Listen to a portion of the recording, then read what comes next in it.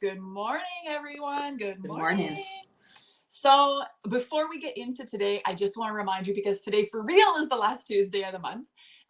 We are collecting names and entries into a draw to win a free Reiki session with Teresa, which believe me, you want, and a free subliminal affirmation audio from me. And so what we actually do is not only do you get the two prizes, but you're going to get the affirmation audio ahead of your Reiki session so that you can listen to it while you're having your Reiki session. Because, I mean, Teresa, why don't you explain the magic of that, of combining the two things? Well, in that state, you're completely in a meditative state. So for me, that's like a direct input straight into the subconscious mind. So why not fast track this journey, right? Yeah. The Reiki already is going to get you pumped. It's like a jump start, right, on this path. But now then, and before I would just have you listen to regular Reiki healing music, but why not have a personal subliminal that's infusing your subconscious the whole damn session?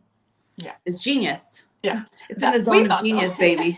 Yeah. This is our zone of genius. We thought we were pretty clever when we came up with that, and we're excited to see it in action. So how you enter is, I need you to help us reach more people, because if you've been spending any time with us, you know that the conversations we have here are extremely beneficial.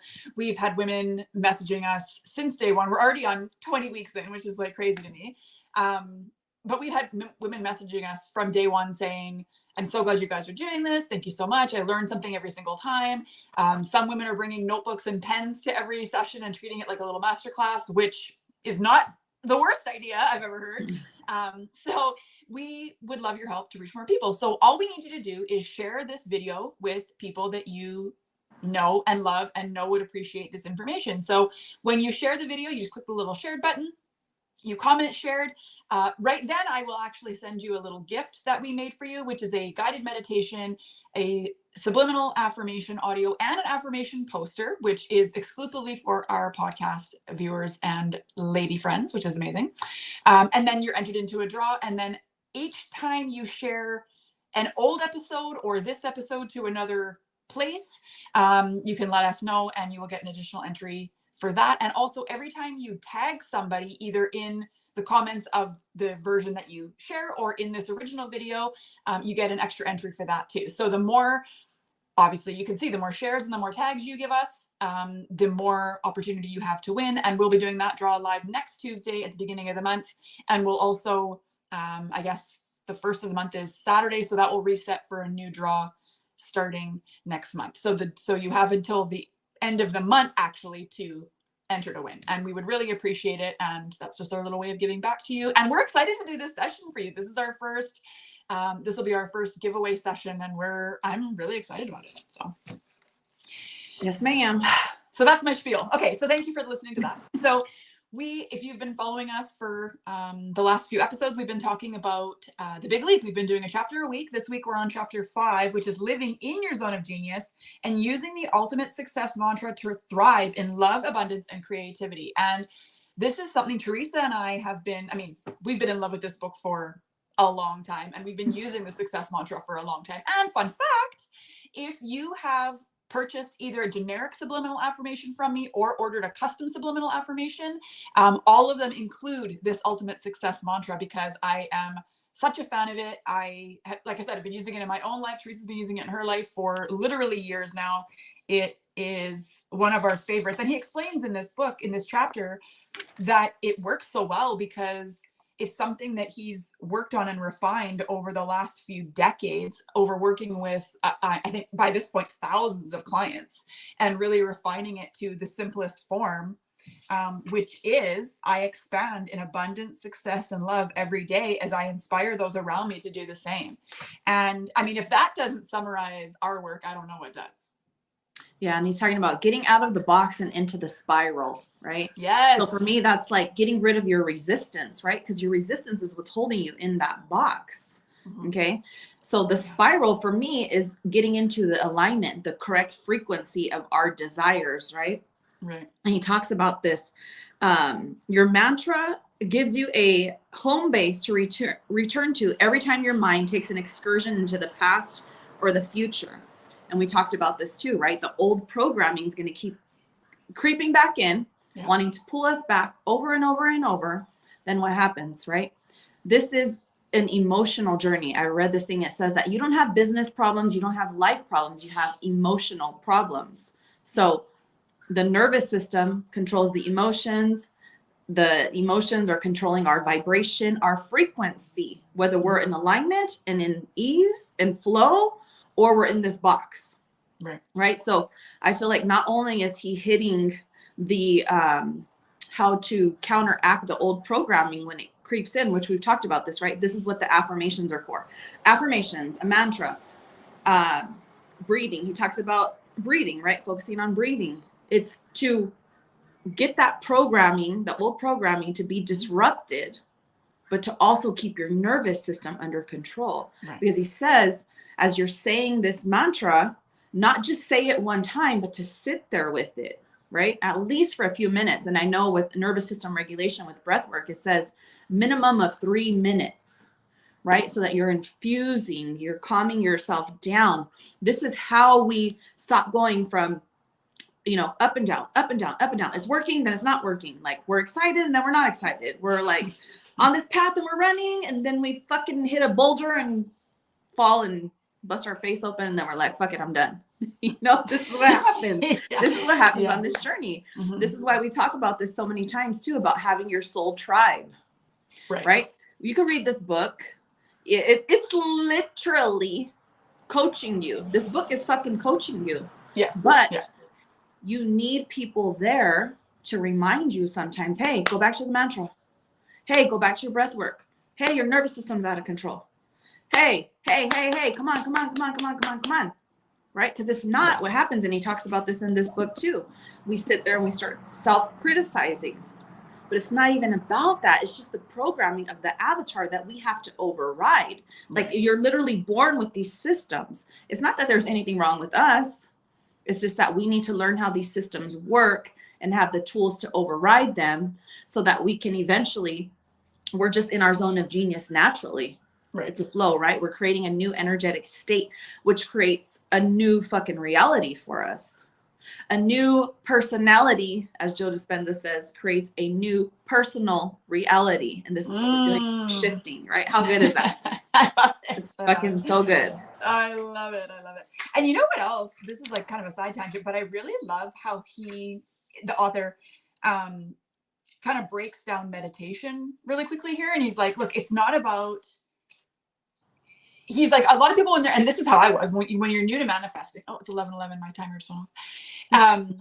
When you're new to not manifesting. When you're new to meditation, we get it in our head that we should be able to sit there and focus on our breath and not be distracted at all. And then we beat ourselves up every time. This is self-criticism again. Every time our mind wanders off. And he's like, you're missing the point. The point of it is not, and I say this to people all the time, the point is not to have no thoughts. It's to not get carried away with the thoughts. And I use this reference all the time. You've probably even heard me say this before. There was several years ago now, there was a like introduction to meditation or something on Netflix done by the mindfulness headspace or something. And it doesn't matter. Anyway, and they were explaining it like, look, we think that meditation is where we're supposed to be sitting on the side of the road and we're sitting in front of a highway and the cars are going and we're supposed to ignore all the cars. And he's like, if you can do that, that's great. But realistically, what's going to happen is every couple of minutes or every couple of seconds, even, you're going to get distracted and go, oh, and you're going to get up and you're going to follow that car. And he's like, and then, so the goal is not to not follow the cars. The goal is to catch yourself following the car and get back off the road and go back and sit down in your spot and meditate. Right. And so Gay Hendricks kind of talks about that in the book too. And he says, look, it's not about having no thoughts and it's not about having your mind not wander ever. He's like, your mind is going to wander all the time. He says in here that he was at a retreat or something. He's like, they're meditating up to like 15 hours a day. And he's like, hundreds of thousands of times your mind is going to wander off. That's not a problem. That's how it works. The problem occurs when you start criticizing yourself for letting that happen, when really it's the letting go of the thought that actually is the goal. So when you're meditating and when you're focusing on a mantra like this, I expand in abundance, success, and love every day, and I inspire those around me to do the same. He's like, you use that as the anchor, and then you repeat it a few times, and then you're going to find that your mind kind of wanders off, and then you catch yourself. And then the magic happens when you can catch yourself and just, no, back to this. And that's it. There's no criticism. There's no negative emotion. There's no, I should be doing, but like by now, I mean, how long? We've been meditating intentionally for how many years now, right? It still happens. It's not like you ever, I mean, maybe eventually you get to the point where it never happens. I don't think so though. It's just not how the brain works. No, you have too many thoughts coming in every second, every minute. It's impossible. But this is where you switch into the observer state, right? Whereas before we held on to everything. This is how you spiral. This is how you go in a downward spiral instead of an up spiral, as you say in the book, right? Because the thoughts are coming in, and you're like, oh my God, that is true. I did do that thing. And that person does treat me that way. Oh yeah, it is right. Like every time I get a new car, I always get a flat tire as soon as I drive off of this. Oh my gosh, that's right. You know, so-and-so has this one fucking habit. Boom, boom, boom. Then you hold on to it. Yeah. You focus on it, you give it your attention, then it fucking grows, then it keeps perpetuating in your reality, and you're stuck on a downward spiral so quickly. So now this is where we become the observers, right? You're just, the thoughts are going to come in, you're just like, oh, silly so-and-so. Oh, yeah, that was a crazy time. Isn't that goofy? Yeah. You're not holding on to it and taking it in and making it personal as if it's this reality that you're currently experiencing. It's not. Right. These things are just going to come through. Let it go. Laugh. What are you replacing it with? Right. So this is where these mantras come in, is to disrupt that. Disrupt it from, let me rewind really quick. When we hold on to the thoughts, and we've spoke about this 1 million times, right? We hold on to them, we focus, give our energy. Then it starts to permeate into the subconscious mind and keeps us trapped in the reality that's connected to those thoughts.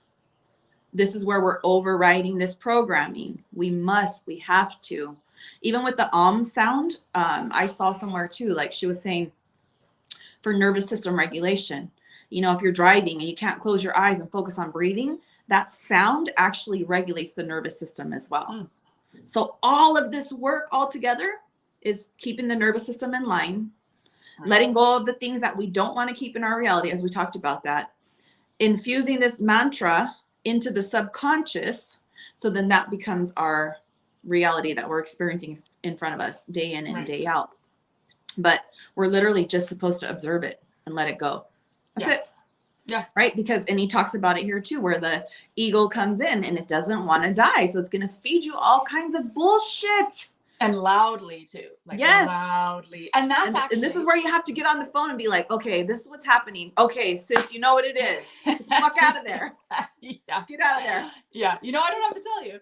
Yeah. But this is something too that really, it's funny because when I heard it, it made so much sense. It was like I already knew it. And I mean, that is the kind of the intuition at work, right? A lot of the time we do hear things and it does feel more like a remembering than it does like a learning of something. But anyway, the little thing was that how do you differentiate between the ego and like your higher self or your intuition or something that is truth? And the difference is the volume and the intensity of the message, because the ego is going to scream and yell and jump like a child having a tantrum trying to get your attention. Whereas your higher self, your intuition, the universe, like however you want to refer to it as, however you view it as, is patient and calm and centered and grounded. And it's more like almost like a whisper, like more like when you're ready to pay attention to me, like, you know, the parents that have their shit together. Yeah. When you're ready to pay attention to me, like I have something to tell you, but I'm not going to jump around like this fool over here, the ego, because I know that when you're ready, you're going to tune into me. And hopefully you know better than to listen to this, you know, literally it's like the ego's having a tantrum because like Teresa just said, it doesn't want to die. And I would say the easiest way to decipher that is to feel into your emotions. Mm-hmm. What does it feel like? Yeah. Does it feel good? You know what I'm saying? Does it light your soul on fire? Does your heart feel like, this is it? Or do you go in a contracted state of fear and like anxiety and worry, right? That's how you're going to decipher whether it's the ego or it's actually the truth. You know, that's like one of the simplest ways. And then you can tell if you're in flow too. Yeah. Are your emotions under control? Are you feeling good? You're like wondering, you know, am I doing it right? Or how do you feel? You feel like shit? You're not in alignment. Yeah. Yeah. You're in your ego. It's nothing is flowing. It's all cut off. It's pretty simple. And, you know, and the same thing happens when your upper limit problem is triggered, right? Because again, it doesn't feel good. And I actually just this morning had and I'm so glad I have the awareness of this because I was able to shift it so quickly. But so it's only been a few days, but I have been, I don't know, something in me shifted. I've been journaling more and I've been meditating more and I've been like really feeling into the gratitude I have. I've been more clear on like my goals and the action steps to get there and being consistent with those. And I've had some really productive, like I have a lot going on right now and I've been really productive and I've been able to, like, I feel good about what I'm producing and the consistency like just everything is just going well. Right. And I even have had a good sleep. And last night I went to bed later than I meant to. And I woke up half an hour before my alarm and I was like feeling so good. I was like awake. And then I questioned, should I lay here or should I get up? And then I remembered somebody saying, when you wake up naturally, it's better to just get up because if you fall back asleep and your alarm goes off, you're going to have, you know, whatever. So I thought, okay, I gave it like 5 minutes and then I got up. But as I was laying there, I was out of nowhere. I even had a good dream before I woke up, and I woke up and I was almost instantly hit with this memory of something not good at all that happened several years ago. And I was like, and it was kind of related to my dream, but like not really, but like I can see how anyway. And then I was like, oh, yeah, that didn't feel good. That did. And then I got up and I didn't really let it like fester. I did get up and I went and I sat down and I meditated and then I did my journaling and I was like, oh my God, I'm trying to sabotage myself from feeling good about how things are going. And it's only been a couple of days. Like, and this is when it's going to be the loudest, right? So I was so glad that I had the awareness to go, okay, yeah, that thing did happen. And yeah, it was shitty. And yeah, it wasn't good. And I probably haven't really gotten over it and I probably should forgive some people and whatever, but none of that is relevant to what's happening right now. And it doesn't affect my ability to show up for myself and to do all these things. And it doesn't change the, you know, XYZ, all these things. And I was like, oh my God, I even wrote in my journaling, I'm so glad that I know what's going on because I mean, how easy is it when that happens to us that we could just sit there? He says this. Gradually, the habit of self-criticism disappears and is replaced by self-acceptance.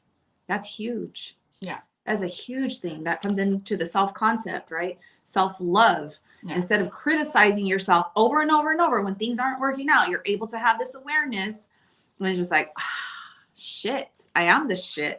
That was just a moment in time that happened. Yeah. We're past that. That's the bullshit that the ego is feeding right now. That's not the truth. That's not my truth. Yeah. I know who I am. Yeah. I know I'm expanding in success and abundance every single day and inspiring others to do the same shit. Yeah.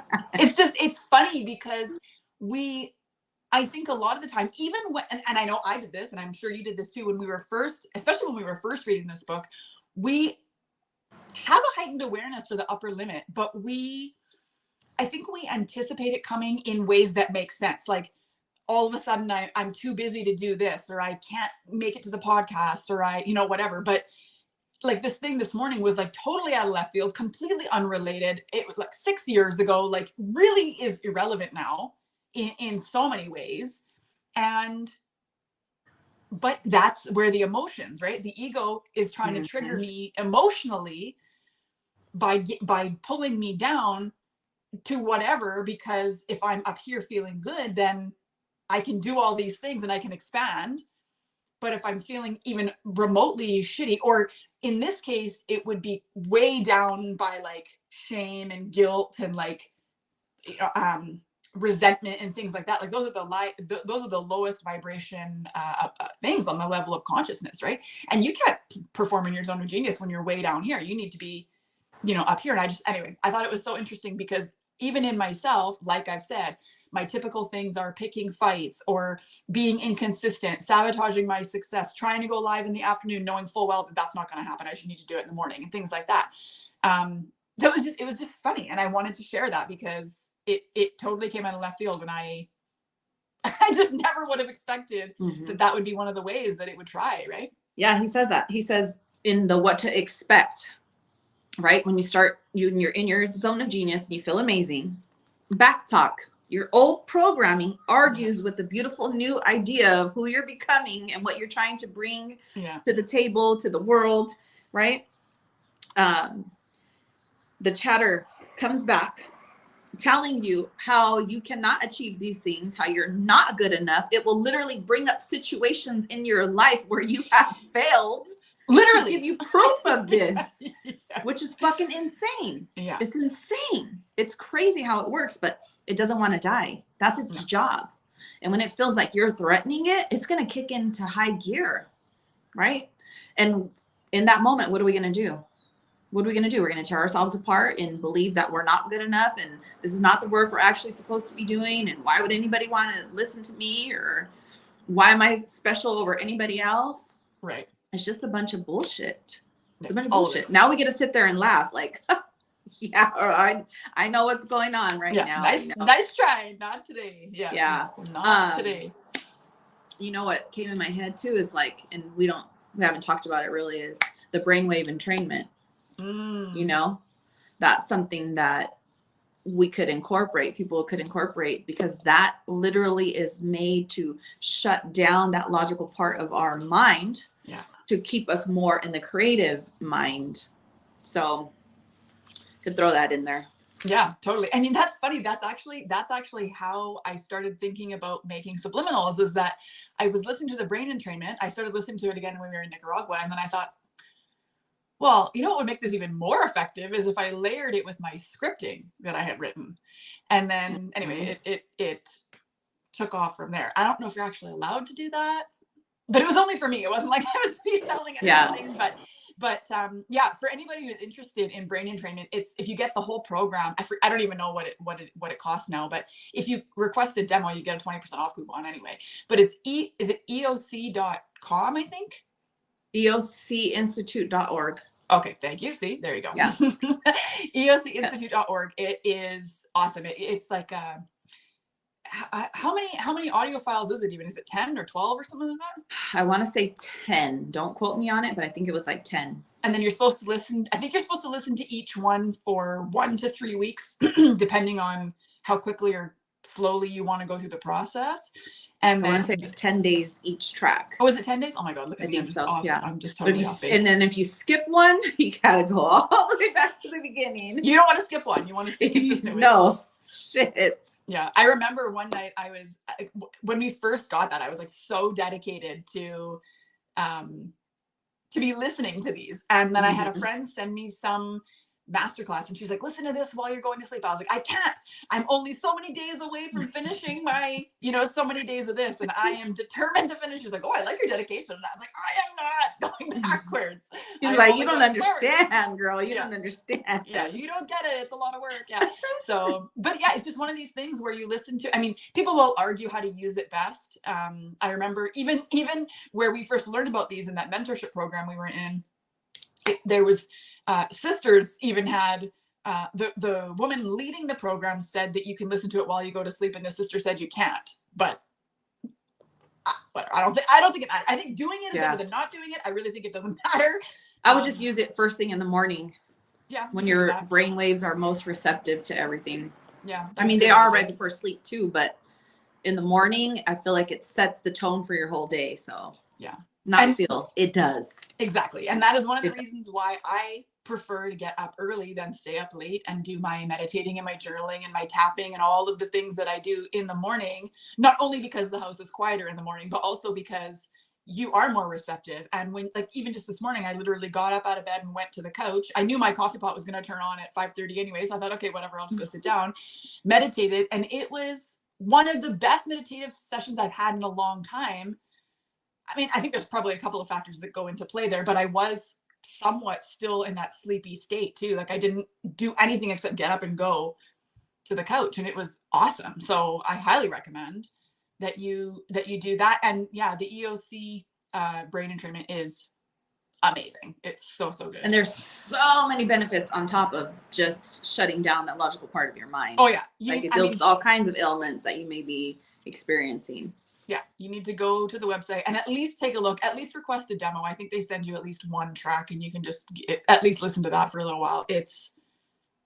And actually, funnily enough, I ended up seeing a counselor a few years later after we initially heard about it, and he was telling me about it, and I was like, he's like, you should get this one, and I was like, oh no, I've got the whole. He's like, oh, you've got the whole set. You can buy them, I think, individually too if you don't want to get the whole set at once.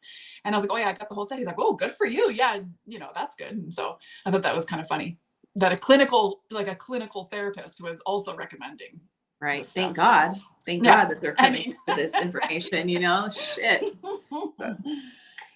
So he states here too is that back talk will eventually stop once the USM, the mantra, has permeated your conscious and unconscious mind, right? Mm-hmm. This is why repetition.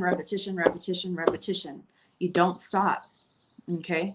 If you're not seeing your affirmations, right? Because for me, these are like affirmations too, right? Whatever ones you're using, if you're not choosing to use what he says in the book, if you're not seeing it appear in your 3D yet, don't stop. That just means that your subconscious hasn't accepted it yet. Right. Keep going. As you're doing all of these things in here to release your resistance, take yourself out of the box, don't stop. Right. One of my mentors or whatever kept saying, persist. But I was like, persist? What do you mean persist? Well, keep persisting. But what does that mean? You know what I'm saying? I was like, I get bits and pieces of things showing up. Well, keep persisting. Don't stop. I'm just like, huh?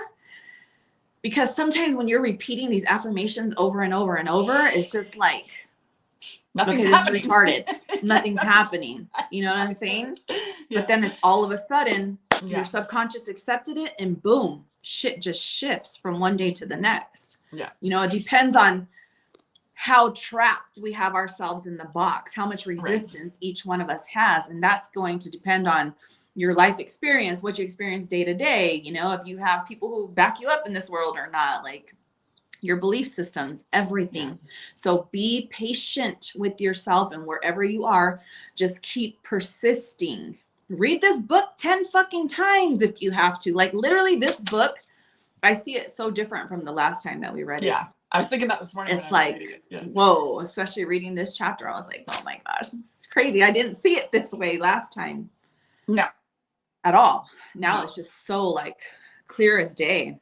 Well, the whole book, like we've been talking about, the whole book is, I mean, I loved it originally. I've been recommending it for years. I have so much respect for this book, but this time around, we're reading The Big Leap right now.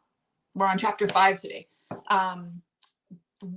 This time around, like you were saying, I think last episode or the week before, we were talking about how this is like manifestation and subconscious reprogramming and, reality creation and all of that summed up. And I did not see it that way. I mean, I didn't either. Like, it's just mental how it's like this is what we didn't even know what nervous system regulation was before. Nobody really spoke about that. You know what I'm saying? We didn't understand that that's controlling every fucking thing.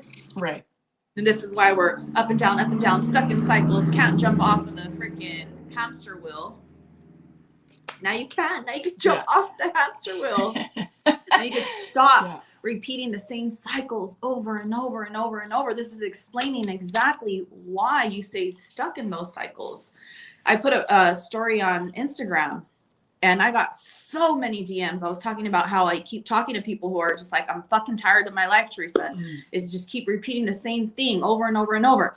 I'm cursed. I have bad luck. And I'm like, whoa, hold on.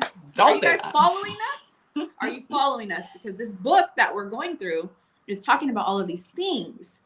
You're just stuck because you don't have the tools. This is not taught in school. This is not taught by your parents if they don't know this work. Right. For me, there's no such thing as bad luck. Do I believe in black magic, native energy, all that shit? Yes. But do I believe that we create our own luck? Absolutely. Yeah. Absolutely. We're in charge of the way our life unfolds, whether things happen to us or not. Right. And I tried explaining too. It's like, yes, you may have experienced a bunch of shit just keeps hitting you over and over and over and over and over, but then it ingrained this dominant thought pattern about the things, which became a belief, and now your subconscious operates from this space. Its only job is to project that into your reality day in and day out. Then you think that you're this fucking, you know, you have a black cloud over your house, your car, your life in general. Yeah. And nothing ever works out for you. And you're doomed with bad luck for the rest of your life. When all you got to do is subconscious reprogramming with all these extras that will help you stay in alignment with your dreams. And then all of a sudden you're in your lucky girl era. You're like, oh my God, fucking blessings and miracles happen to me every single day. Yeah. On this upward spiral that he's talking about, this is how life should be. Yeah. It shouldn't be hard for us, right? We're pure love and light. Think about as a child, we're going to say without abuse or whatever like that, but as a child, there's no worries. Right. You're running outside in the grass, the flowers, you're picking them. You see nature is so amazing. Like that is our natural state. This is what we're doing. This is what it means when it says you're coming back home. Right. You're becoming pure again. All love and light of the highest vibration. That is flow.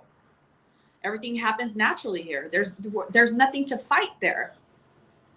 But we have to reprogram everything first to be in that flow and to stay there. Well, this is the zone of genius is what he calls it. I call it the flow, frequency of abundance, frequency of our desires, the God frequency.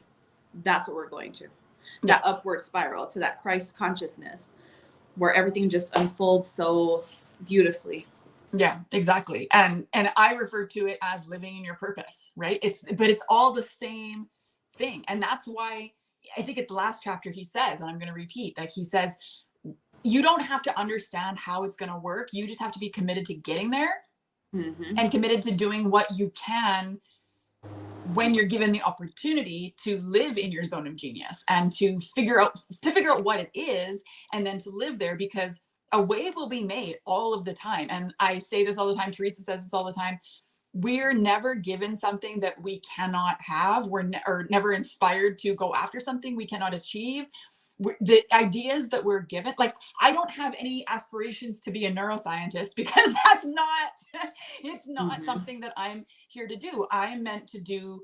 Let's piggyback on that though, right? Because he talks about this right here. After what we were saying, then he says, you know, moving forward with an enlightened no. So yes, a neuroscientist, you're saying you wouldn't want to be that, right? But if somebody said, hey, here's 500,000 a year, you don't need any experience, we'll train you. You start questioning, well, fuck, that money sounds really good. I can use that right now. I know it's not in my zone of genius. I have no fucking desire to even be a part of that, but it kind of sits right with how much money I want to start making a year. So maybe I'll go ahead and do it. How many people fucking do that? How many people right now are doing jobs that they fucking hate? The money's good though. The security is there, but their soul is dead. Yeah. Sunday comes and you're like, ugh. You start cringing. You start having depression and anxiety and crying to your spouse or to your friends. Like, fucking, here we go. It's Monday again. Yeah. That's not living in your zone of genius. This is what he's talking about, having an enlightened no moving forward. He got offered so much money to have this position. He almost took it. And then he spoke to his wife and the wife was like, does that fit in your zone of genius? No, it doesn't. Oh shit, you're right. Part of it, right? And for me, this is like settling in this life because you don't believe that you can have exactly what you want, how you want it. And you fucking can. We are the creators. We're the operant power. This is your video game. You're the main character. You get to choose everything in this fucking life. There's nothing that you cannot have. When you settle, you're not living in your zone of genius. When you settle, there's always something inside of you where you know that you're meant for so much more, and it just like gives you the ick. You get depression. Yeah. When you're not living in this zone. No. And you know what? For us, it's things like, you know, you see, let's say people on Instagram selling, like saying, oh, well, you can make this much money just selling this, you know, ebook or this template or this, whatever. And okay, I can crank out templates all day long, but guess what? Yeah, okay, that might solve, you know, allow me to bridge the gap quicker between, you know, where I am and where I want to be, you know, financially. It might help me hit my income goal or whatever. But every minute I spend in Canva, and I love Canva for my own business, but every minute I spend in Canva, creating templates and whatever else to sell on, say, Etsy or something, is a minute that I don't get to spend in my zone of genius. And it's a minute I'm not going to spend in Einstein time, which is the next chapter. And I'm so excited because freaking Einstein time is like, I was in Einstein time yesterday, like huge. It's amazing. Anyway, more on that next week. But you have to understand that when you are saying yes to the things that solve your immediate problems or get you to where you think you want to be immediately, you're sacrificing ultimately who you're meant to be and what you're supposed to be doing and how much easier it can be. Because on the way to reaching your zone of genius, on your way to getting to your purpose and living in a place and, having it sustain you in all ways, right? Because, let's be real. You need money to live. We need to make money with our purpose, and you should make money with your purpose. That's the whole point, right? But on the pathway to there, it can be difficult, right? And it can be stressful. And sometimes we have to take jobs we don't like, or have to stay at jobs longer that we don't want to be at, or whatever, because we don't have another option. However, like I was saying last week, I saw that post from that girl who was like, well, I hate my job and I need another job before I can leave for my business. And I was like, I would really encourage you to just stay where you are and put every second and an ounce of energy that you're not at work into your business, and furthermore, put your belief into it, right? Because if that's what you're meant to be doing, it will be able to sustain you at some point. But when you bounce around and now you got to go to a new job and learn these new skills and these people's names and these protocols and blah, that's all mental and emotional energy that you now don't have to spend on what you should be doing, right? So you need to have that enlightened no. And that could be as simple as going out.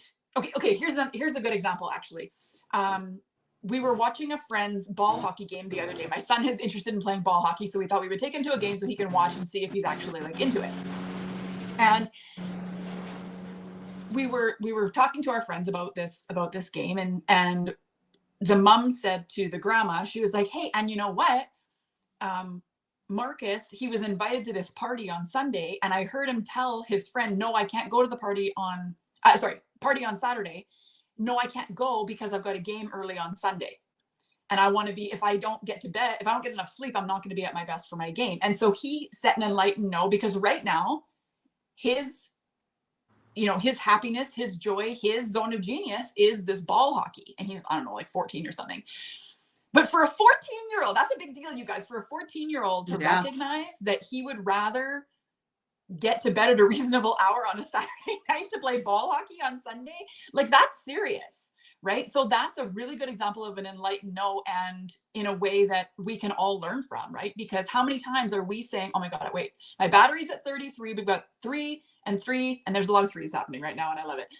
So how many times do we say yes to staying up late when we know that getting up early actually serves us better? Right? And even last night, I did stay up a little bit later than I meant to, and it was okay last night. So that's maybe a bad example, but sometimes, we're like, oh, just one more episode of whatever. And then we regret it in the morning because you're not at your best for your day. Right. And it's like, well, that was dumb. Like, why did I could have easily just watched the episode today. I didn't have to. Yeah. It could be us accepting something that's not, it's less than, right?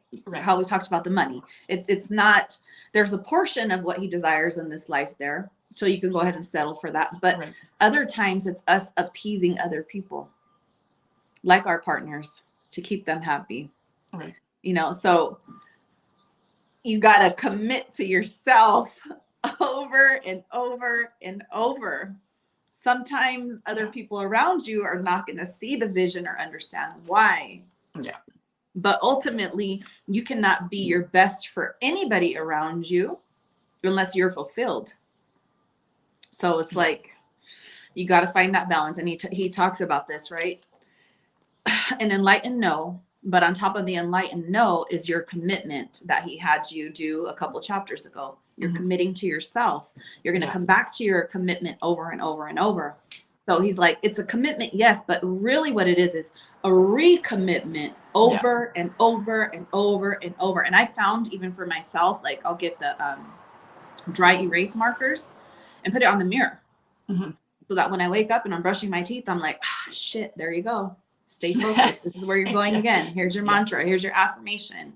It helps. And at the same time, you're looking at yourself in the mirror. Say these things while looking at yourself in the mirror. Mirror work even is so fucking powerful. Yeah. When you look into your own eyes and say stuff.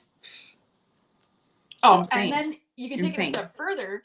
And there's a book by Mel Robbins called The High Five Habit. And she's literally talking about high-fiving yourself in the mirror and the psychology of how that works. And everybody is raised to know that a high five is in celebration of something good. So when you're high-fiving yourself in the mirror, it makes a huge difference. I'll tell you, I have been doing that I've kind of fallen off the wagon. I was doing it very consistently for several months when we were still in Nicaragua. And then I just started doing it again the other day. It is amazingly helpful. So if you combine high-fiving yourself in the mirror, like it's just a quick, like I just put my hand up and I say something nice to myself, like you're doing an awesome job, or we can do hard things, or, whatever, right? Give yourself the praise that you need and are looking for, because ultimately, and I did a live this morning, I literally was talking about this. You don't need to seek external validation from anybody. When you're in your zone of genius, and he says in the book too, you don't need your ego, you don't need external validation. You're not looking for other people to approve of you. You're not looking for anything outside of yourself, because you know that you have what you need and you have access to what's going to be needed in the future, and you can rely on yourself and, source for your whatever you need, right? So you combine high-fiving yourself, affirmations, mirror work. You are like, there is no better way you could start the day. I'm telling you. Yeah. And he says, on this journey, it's nearly inevitable that you will someday encounter a boulder in the living room of your zone of genius. Mm-hmm. So it's so important. And then let me see here. Kaylee. Yes. Kaylee is commenting about, she gave an enlightened no. I would say that, yes, that's definitely enlightened no. When you're putting yourself first, you're putting your needs first, right? If it doesn't feel good, for me, I'm so sensitive to energy. When I'm trying to figure out, like, is this right or is this wrong? Should I tell them no? Should I not? Yeah. I could feel like, when something is not in alignment with me, I feel like a disturbance in my spirit. Like I feel like it's forced, or it just doesn't feel good. Again, I spoke about that earlier, right? Checking into your emotions. Yeah. What does the thing make you feel? If you were to say no, does that give you peace? Does that make you feel like you're in your power? Yeah. Because that's about too, is being in our power. Right. We're people pleasing, you're not in your power. People pleasing, you're not in alignment with your desires. There's one thing in us fulfilling our purpose, right? We are inspiring the world. We're doing work for people to become enlightened, to come into their power and stuff like that. But we're not doing it to please them. We're not doing it for them to be like, oh, hey, you're amazing. For them to be proud of us, or no, it's doing it because that's what feels right for us in our heart, in our spirit, to share, to help people. Yeah. Yeah. I always say it's not about keeping the peace, right? Where we feel compelled to say yes to somebody because we feel like obligated. Like obligation is the worst reason to do anything, because it's generally followed by resentment, right, and frustration. But it's not about keeping the peace; it's about keeping my peace. So, like, if I feel good and I feel at peace with saying no, then that's what I'm going to do. If I feel good and I feel at peace about saying yes and doing something, then I am going to do it. If it's aligned with my zone of genius, I am, and if it's not, I won't. But otherwise, you don't need to feel bad about saying no to people. And like Kaylee's saying, like she said no to driving her sister to work because it's taken up too much bandwidth and scheduling, and it's just too many things.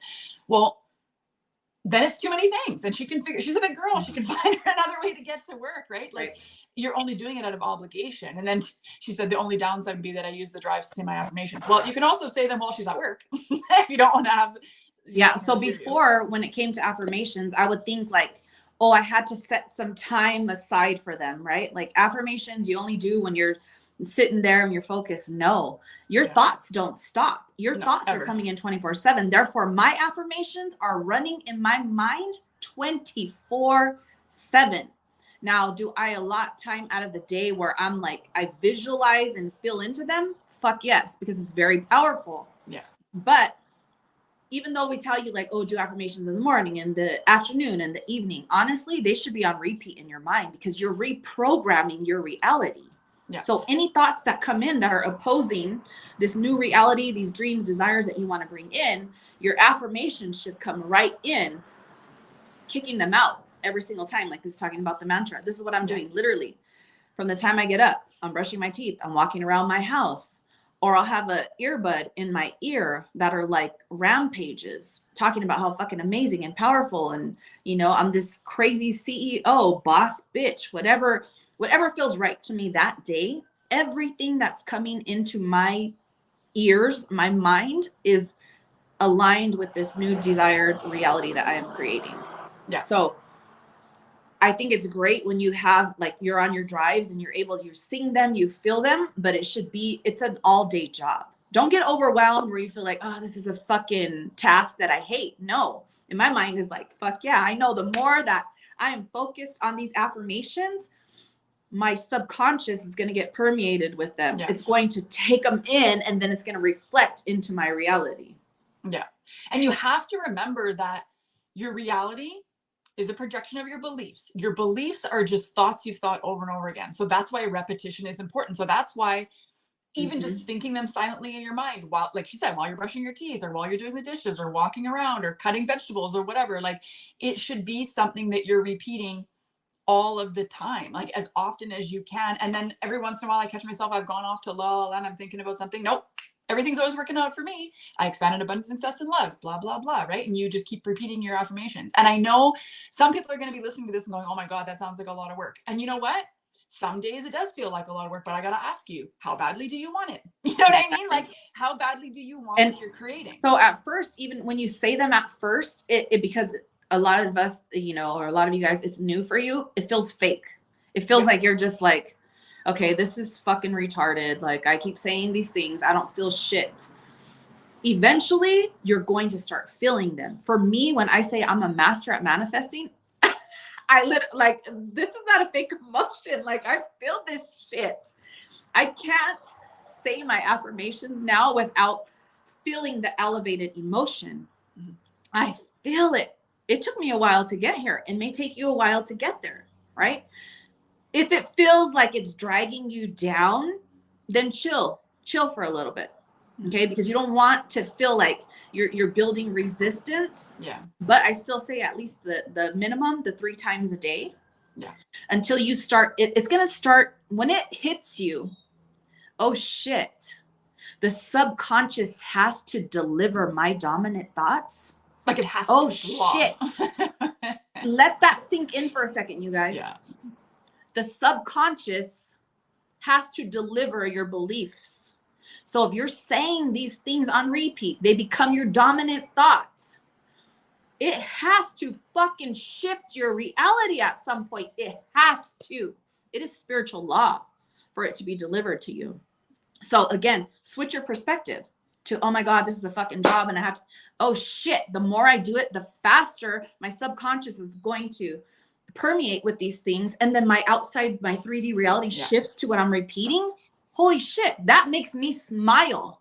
That makes me yell. And sometimes I run through my house from my bedroom to the living room. I'll run outside. People think I'm fucking crazy. I don't care. I'm so excited that these things are going to come to me. And they are. Yeah. One by one. And then the more resistance that I let go, the more I fight to take myself out of this fucking box and stay on this upward spiral. It just keeps unfolding. I'm not going to say it's fucking cake in the beginning. No, it's a lot of work. This is a lot of programming that you're undoing. But it becomes easier and easier and easier. And you just become so happy and fulfilled in this life. It's fucking insane. Yeah. And the best part is this all starts to happen before the big things come. Like you think, okay, well, I'm manifesting a house or I'm manifesting this much money or I'm manifesting this or da, da, da. No, I mean, yeah, that's fine. And you can, and it eventually will show up. But the beautiful part about it is you start to feel different before the things show up. So then now everything gets easier, everything gets better. You start getting just better parking spots, and you're hitting more green lights, and the things you're going for groceries are always on sale, and they happen to have there's only one left on the shelf, but there you go. And you know, you were thinking about a movie, and all of a sudden it's on TV. Like, just awesome things start to happen for you, and life just gets better. Yes, it's crazy. It's funny. I just keep repeating, right? I love money. Money loves me. I'm a money magnet. I keep getting surprised with money from different places. Like the other night, it was probably like 4 days ago or so. I wanted this one hamburger from this place, and I wanted zucchini fries, but it's really expensive there. Like, it's literally you're going to pay $20-something just for a fucking burger and zucchini fries. So I'm just like, I'm feeling good though. You know, I'm like, fuck it. This is energy. Money loves me. I love money. I'm blessing all my money as I pay for things. I am lucky to be able to have the money to pay for things, right? Shifting perspective. So I call, and the lady's like, some sauce that they put on the burger or whatever, they ran out of. And I was like, okay, well, how about this one? Oh, we ran out of that. You know what, sweetie? Go ahead and come to the drive-thru, and I'm just going to give you what you want for free. Oh. I said, what? And no lie, like, I got to the drive-thru. I was like, hey, I just called you right now. She's like, oh, yes, love. Come to the window. And she was like this happiest older lady with this amazing energy. And she was just like, here you go. You enjoy your wonderful night tonight. And I was like, okay, thank you. I did that. My energy, my vibration, the shit that I'm speaking into existence did that. Yes. And this is how it starts happening here. Yeah. I mean, things just start appearing out of nowhere. Yeah. It's crazy. And you know what? At first too, I mean, if you really need help believing, you can make it a game. Like, there's a couple of different ways that I've done this. Like, one time I'll wake up and I'll go, you know what? I would love to get a little gift today. I'm expecting to receive a small gift in the next 24 hours. Okay. The first time I did this, I ended up getting a cake pop at Starbucks. And we went in for a gift card for somebody. And then I think my son wanted a cake pop. And then she was like, well, this one's kind of mangled. Do you want another one for free? I was like, yeah, thanks. And then, so like, that's just a fun like, little thing, right? It is a little gift, but it was free, right? And I was like, oh, that's my little gift. And even the mantras and the affirmations and stuff, when we were still in Nicaragua, and I was like, you know what? I want to see, because people were telling me that you could robotically affirm things. You didn't really have to feel into it. You didn't really have to focus on it. You have to just repeat the thing and just like say it out loud. And I thought, okay, well, I mean, I have nothing to lose. And if it works, then I can share my experience with it. And if it doesn't work, then I'll just stop doing it. But let's just play with it and let's see. So I picked a mantra, started repeating it. I repeated it almost the entire drive home. We're driving like, I don't even know, it was like 4 or 5 hours. I repeated it almost the whole time. And then, well, first I was trying to memorize it, right? And then repeating it. And then I just kept repeating it for, a few days in a row. And I will tell you, crazy shit started happening. Like, just phenomenally mental. And that's how I manifested being able to come home in like just mental time, like, and getting my son back into his school and all of this. Cause I was, and then, so this was my point. I got sidetracked for a second. This is my point. You start repeating the affirmation, just make it a game. Just like, whatever, let's just see what happens. But then what starts to happen is you start to see proof of the thing that you're affirming. Like, one of the things that I was affirming was that I manifest at lightning speed. I only operate on God's frequency. I'm a magnet for miracles. Everything is always working out for me. Oh, I'm pure magic. I forget the order it went in. But anyway, and I started recognizing almost immediately how I was manifesting at lightning speed. Like, I would think about something and then it would happen. Or I would, like you're saying, you'd think about this particular food and then somebody would say, hey, let's go wherever for dinner. Or you would go somewhere and I'm like, I really would like whatever. And they're like, hey, you want one of these? And I was like, yeah, thank you. I would love that. That's amazing. And you start to see proof of it. And then, so that allows you to take it from robotic to being excited about it, because you now know that it is working. Right. Yep. So make it a game, like make it, like Teresa's saying, bring joy to it and try to make it fun, because the more, if it doesn't feel good, it's not going to work, because that's your resistance getting in the way. So just make it like an experiment. I find that that's one of the best ways to approach it, is just like, I'm just going to experiment and just see what happens. Yep. Elizabeth said about, the pay is tempting, but then you start getting depressed about it. Yes, you will. When it's not in alignment with what you came here to do and what you enjoy doing, you feel it's resistance. It's you're dreading getting up in the morning. It shouldn't be that way. That's how you know it's not in alignment with your zone of genius. Yeah. Exactly. If you have income coming in right now that's steady, even if you don't like it, still see, you know, abundance where you are. Give gratitude, give thanks, and then start giving your energy, the extra time that you have towards what your passions are. That's where you're going to find your zone of genius. Yeah. What is your passion? What can you do for hours on end that doesn't feel like work? What can you talk about for hours that lights you up, right? We could talk about this for hours. It doesn't feel like work. I don't feel like I'm working right now. Nothing. This lights me up inside. I know that it's in alignment with my zone of genius. Right. Exactly. Other things, no, not so much. A 9-to-5 job in a box, in an office, working for somebody else's fucking dreams and desires, no, it doesn't make me happy. I gotta be out. I'm a social butterfly. I like to talk to people. I like to know their life stories. And then things start flowing out of me naturally. I can't help it when I just start giving guidance and tools and shit like that, because that's what drives my soul. Right. It lights my soul on fire. That's your zone of genius. Yeah. If it does not fucking light your soul on fire, it's not the zone of genius. If it doesn't come to you naturally, it's not the zone of genius. If you got to force shit, if you hate doing it, it's not your zone of genius. No. And another tip you can utilize in this too is to find hobbies that you like too.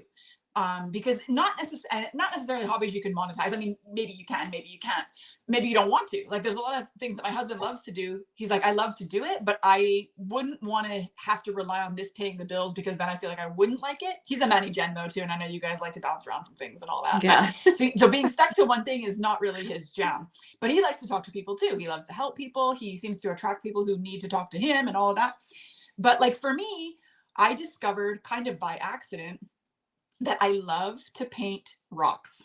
I discovered this in Nicaragua. I wanted to make Christmas decorations, and I didn't want to acquire a bunch of stuff because didn't want to have a bunch of stuff to tote around or have to take home or move to different places or whatever. Plus everything gets moldy. So if you put it in storage, it's going to get gross and whatever. So I thought, we'll paint some rocks, and then we can they're rocks, right? You just leave them in the yard.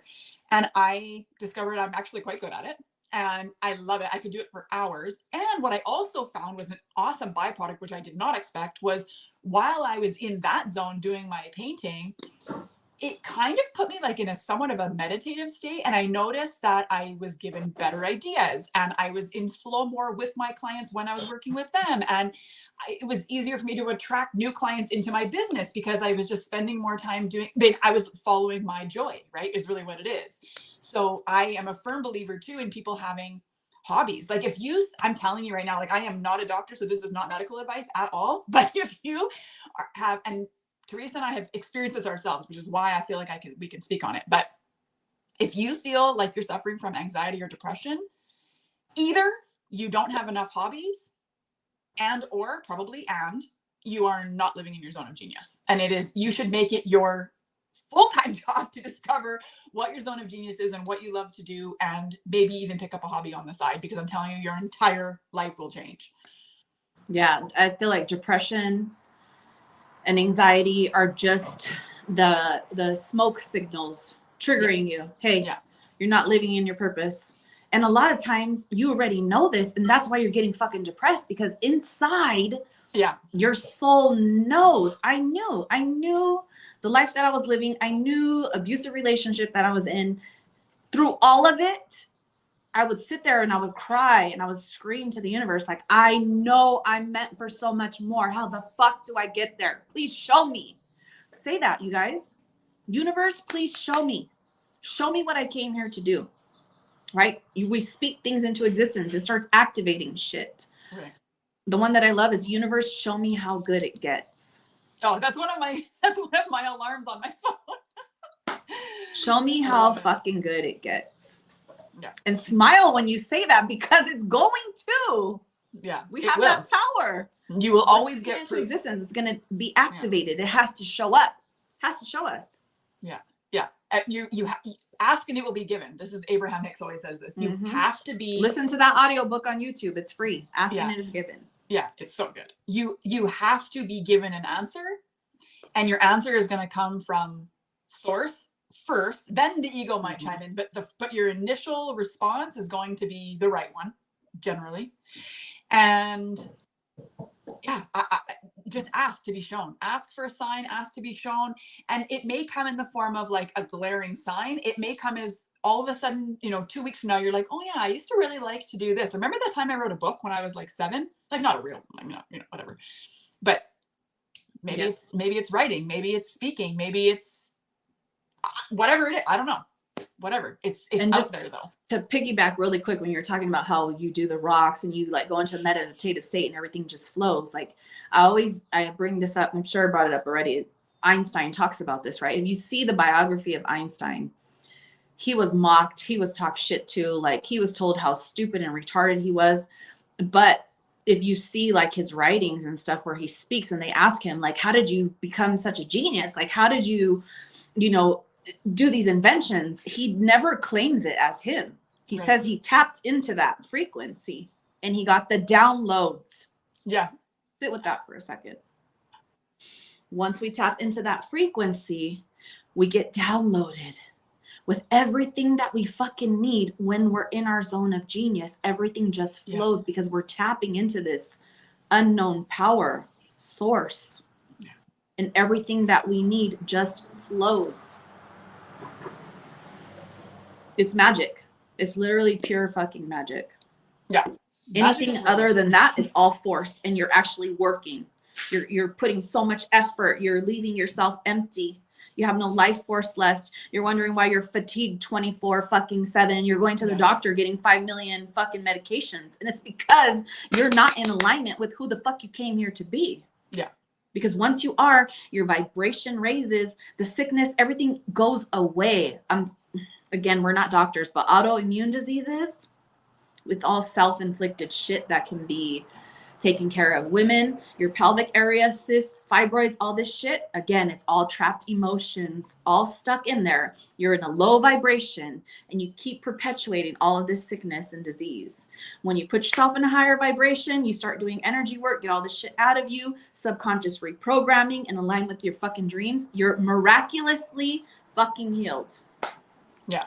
Yeah. I'm going to leave you right now with, I suggest you do everything you can to find a documentary called Heal and go watch that. Mm-hmm. That's also and the Science of Miracles. I was just going to say, say that. It wouldn't hurt to find the Science of Miracles I know the Science of Miracles is by Greg Braden. It's on YouTube. Yeah. And Heal, I want to say, I did see it on Amazon Prime. Yeah. I think it's also on Gaia. I think. If you guys have a Gaia subscription. For sure on Gaia. Which is worth doing too. Yeah. But anyway, oh man. Okay, that's a lot of stuff for one day. Thank you guys so much for hanging out with us. Thank you for sharing this episode. Thank you for being here continuously, especially those who watch week after week. We really appreciate it. If you're new, we hope you continue to come back. We're live every Tuesday, 11-ish Pacific Standard Time. We will see you next week for chapter 6 and whatever else comes up, because next week is Einstein time, you guys. Einstein so time. Good. Honestly, if you get on it right now, yes, like literally it will make a difference in your life at this moment right now reading it. Yeah. Yeah. If you have not been following the book so far, I know one person commented, they said she hadn't been reading it yet. Get it. I've got a link for Amazon if you want it. There's a PDF copy I can get you. Like, you have no excuse not to read it. It's probably on audiobook somewhere. The Big Leap will change your life. Chapter 6 is amazing. So get caught up. Join us for next week's conversation because it is so good. Okay. You guys are awesome. Thank you so much for hanging out with us. We love you. See you.